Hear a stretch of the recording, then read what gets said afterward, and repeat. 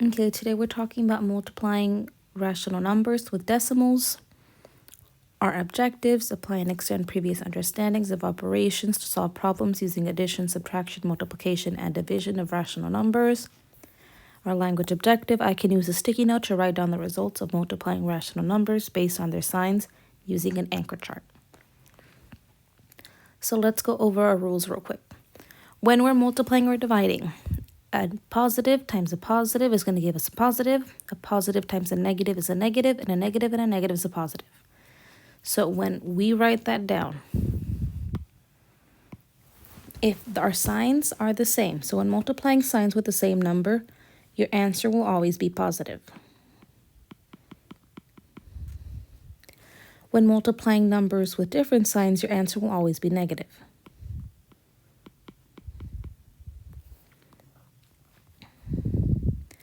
Let's talk about Ted and Dorito Man. So in the middle, we have all the signs that we're going to use. The first one is our division, subtraction, multiplication, subtraction, and addition. So this is just telling us that when we're dividing or multiplying,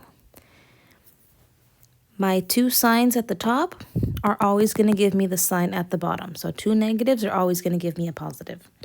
Same thing with Dorito Man.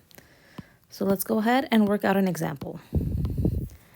-3 times 2 is going to give me 6.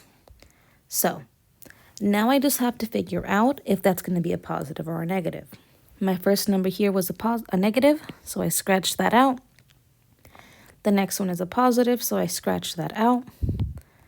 Whatever I have left is the sign for my number. Now, when we have tic-tac-toe, we're going to add our positives across and fill everything else in with a negative. So when we're using tic-tac-toe, we're going to start off where my number starts off. So again, if I have -7 times -3, I'm going to start off with the negative. I have a negative right here. My next number is also a negative, so I can go over here. I keep on following. A negative and a negative is a positive. So whatever I get when I multiply should be a positive. Our rules for negatives. Another way to determine what the outcome of a number is going to be is by looking at the negatives. Even amounts of negative numbers yield to a positive product. So if I have -3 times -2 times -1, I have 3 negatives here. These two are going to give me a positive. But if I multiply times another negative, my answer is going to be a negative. I had 3 negatives.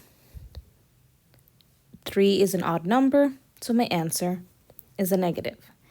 If I have -3 times -2 times -1 times -1 again, I have 4 negatives.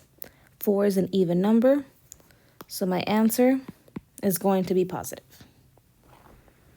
So think, write, share. When looking at word problems, what are some words that let you know you are multiplying? So list them down. What are some words that tell you what to do? How do you know you're going to be multiplying? Write them down in a list. Then you're going to go ahead and share. We're going to go ahead and do this one together.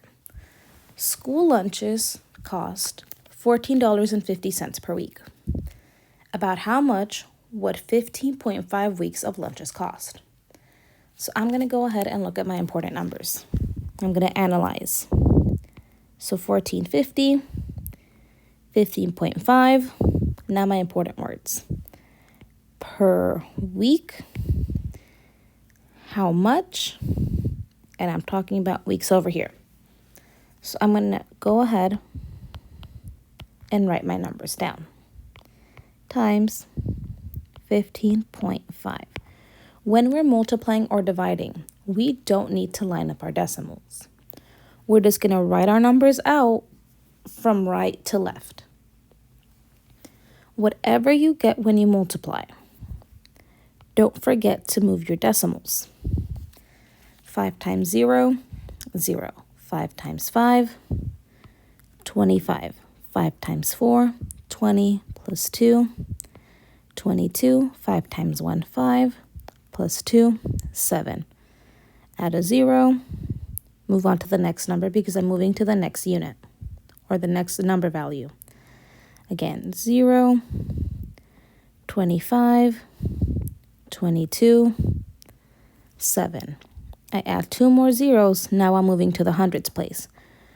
1 times 0, 0. 1 times 5, 5. 1 times 4, 4. 1 times 1, 1.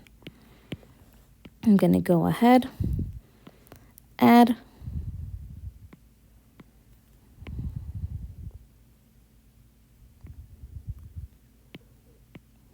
move my decimal 3 times 1, 2, 3. This is where my money ends, so that is my answer. Go ahead, take a minute to copy this down, and you're going to do the same thing with the you do.